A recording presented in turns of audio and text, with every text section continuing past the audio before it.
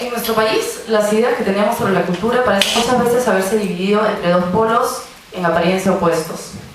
Por un lado, el de la alta cultura, el de los libros, el mundo académico, las compañías de teatro, las exposiciones de arte en las galerías, en los museos, y el de la supuesta o llamada cultura popular, como los conciertos de cumbia, los grupos folclóricos o los afiches gráficos de la cultura chicha. En lo que podría percibirse como un aparente afán democratizador, los medios de comunicación tradicionales suelen incluir ahora con bastante frecuencia la noticia pintoresca de rigor. Pensemos, por ejemplo, en el perfil de algún personaje que renueva y da nuevo sentido a algún tipo de lenguaje visual popular, o el clásico artículo de la carretilla que vende los mejores anticuchos de Lima, o la butifarra más taipada, o lo que sea, el plato de turno.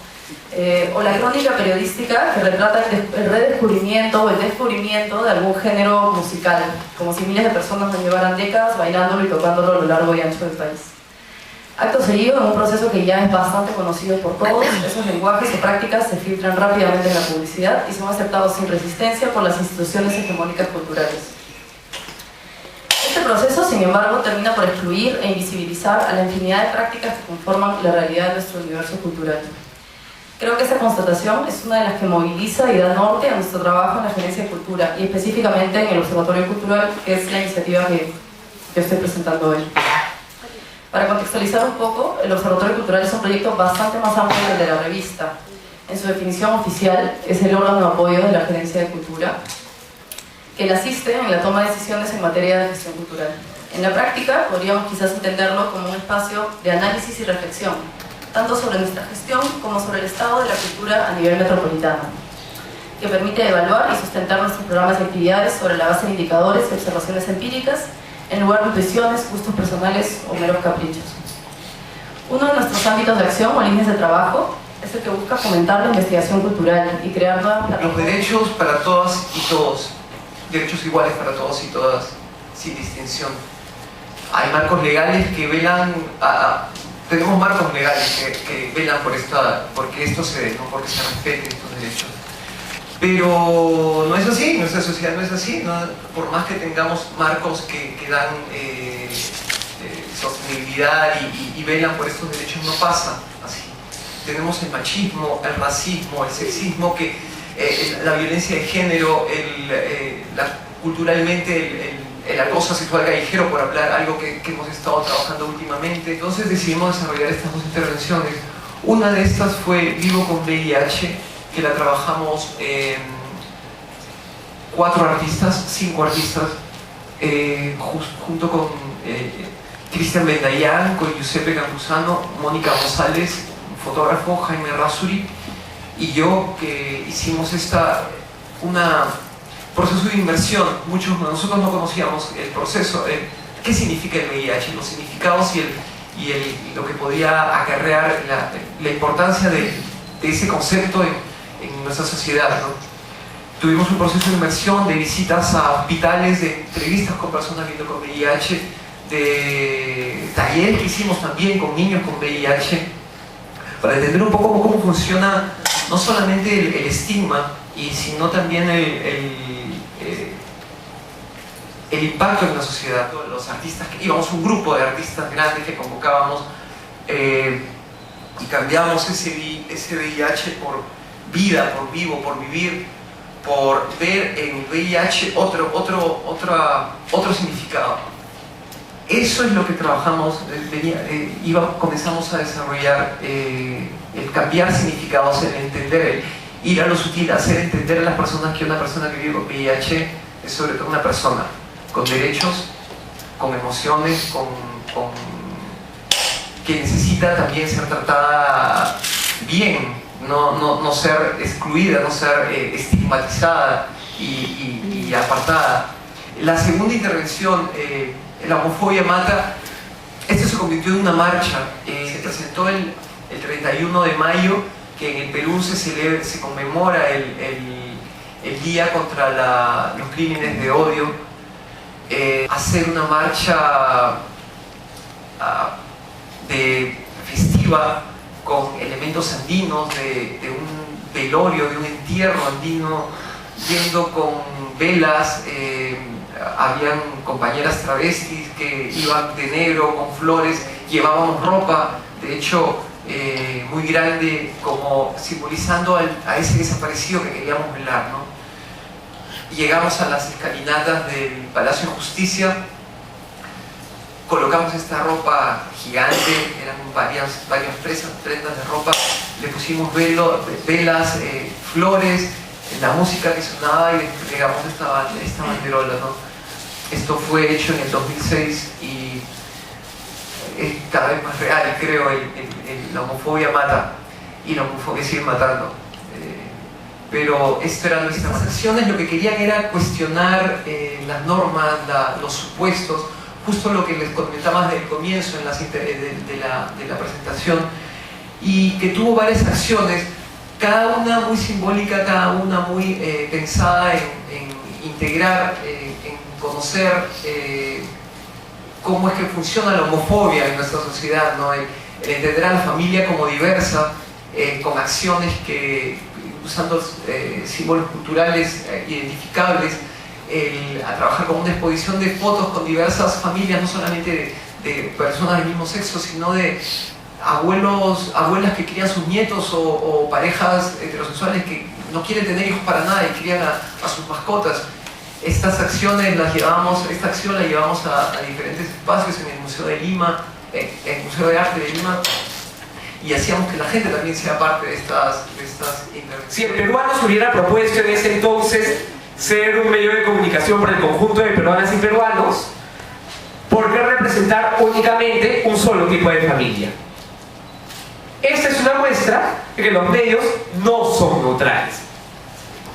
A pesar de nuestra falta de neutralidad, que es además asumida explícitamente, hay un error común: polarizamos. Y sin embargo, usualmente lo que tenemos es que los periodistas, para informar sobre homosexualidad, lo que asumimos es que la historia tiene buenos y malos, blanco y negro, y que esta representación es además mucho más potente cuando ponemos religiosos versus activistas. Y esta termina siendo una mirada perversa que reduce la posibilidad de construcción de horizontes sobre ciudadanía, sobre sexualidad y sobre autonomía. ¿Qué tal si, por ejemplo, en lugar de seguir oponiendo religión a derecho, no ponemos a discutir, no se me ocurre, a Cipriani o a Bambaré con alguno de estos sacerdotes o líderes religiosos evangélicos progres? Asumimos que la libertad de expresión no tiene ningún límite, que como periodistas podemos decir y escribir todo cuanto se nos venga en gana, y olvidamos que finalmente nuestro rol como periodistas no es solamente contar historias, sino trasladar sentido crítico a nuestro público, a nuestros lectores, sobre las historias que contamos, ¿no? La justificación de la violencia es complicidad con quienes violan derechos, ¿no? Y acá lo que tenemos es, por ejemplo, un titular que yo supongo que a muchos les gustaría escribir, pero se contiene un poco, ¿no? Este es un titular del MRTA, del semanario Cambio, donde se adjudican la matanza de un grupo de travestis y gays en el marco de esta política de limpieza social que nos comentaba Fernando. Hacen humo de delincuentes y soplones, y continúa la bajada. Con la ayuda del ejército y la policía, la prostitución, la drogadicción y el homosexualismo se han apoderado de la juventud. El MRTA decidió acabar con estas lacras sociales. Hoy en día no vemos en la prensa oraciones de este tipo. Sin embargo, sí vemos reportes de crímenes de odio, por ejemplo, que son justificados por celos o por robo.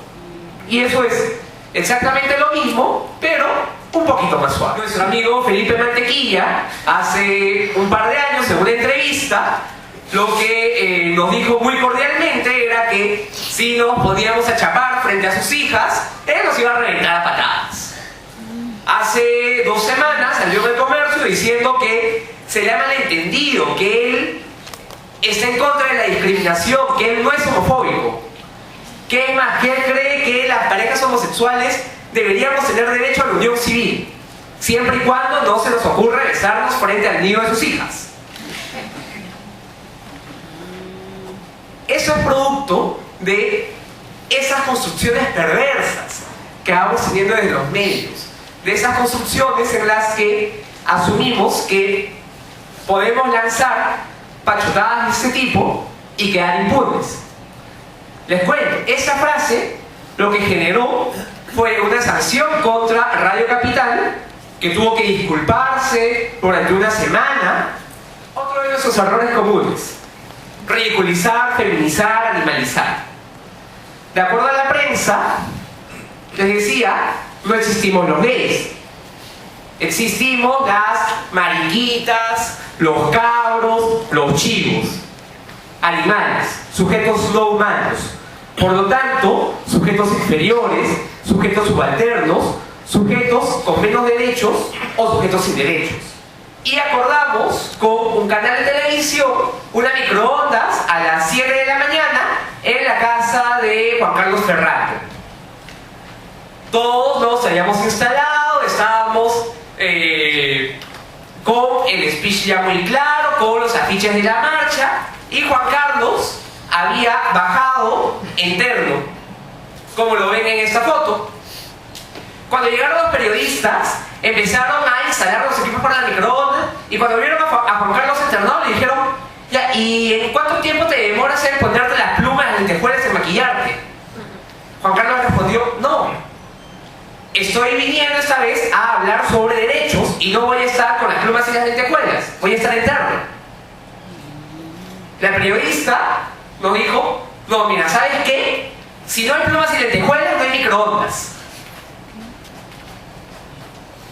Muchas veces, desde la prensa y en general desde el conjunto de la sociedad, lo que se cuestiona es: ¿por qué no hay una representación seria, objetiva, qué sé yo, sobre las personas homosexuales?